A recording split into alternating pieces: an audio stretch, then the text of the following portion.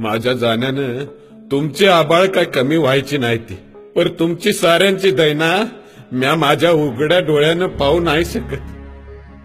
पावसाला जेव्हा बोलिवलं तेव्हा एक टिपूस देखील नाही गळाला, आणि जेव्हा बोलिवलं नाही तेव्हा मातूर उभ्या पिकाला आडवा करून गेला. म्या तरी काय करू माझे बाई, म्या भित्रा नाही काय, पर आपल्या मुलाबाळांची, माझ्या म्हाताऱ्याची, तुझी आणि आपल्या गोट्यातल्या लाडक्या जनावरांची भुकेनं झालेली फरफट मला बघवत नाही. माझ्या पावलाच्या आवाजानं माझी लाडकी जनावर उभा राहून आभरायला लागायची. का तर आपल्या धन्यानं आज तरी हिरवा चारा आणला असेल म्हणून. पर मला रिकामा बघताच ती मुकी जनावर गप गुमान बसायची.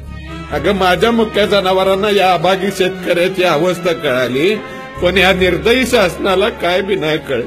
सगळं वज तुझ्या खांद्यावर टाकून जाताना लय वंगाळ वाटतंय. माझ्या पोराला सांग, साध्यातला साधा शिपाई हो, पर शेतकरी नव्हे. कारण साध्या शिपायांनी जरी संप केला तरी त्याचा पगार हजारांनी वाढतोय. ही सरकारी हलकट अधिकारी हात चलाकीनं टेबला खालनं पैक मिळवत देते, आणि आम्ही आमच्या कष्टाचं घामाचं पैको मागतोय, तरी आम्हाला ते नाही मिळत.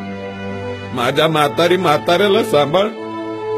रागीट आहे ती, पर लय माया लावतात. माझ्या जनावरांना रुसायला नको लावूस, माझ्या जनावरांना कसायला ऐकू नकोस. लय झालं तर रानावनात सोडून दे, पण आपलं धन कसायाच्या हातात देऊ नकोस. आणि माझ्या लाडक्या पोरीला सांभाळ, तिला माझा एक गोड मुक्का दे. पोरीला लय काम लावू नकोस. माझे बयेस 7 जन्माचं फेर घेतलं होतं, पण अर्ध्यात सोडून जातोय.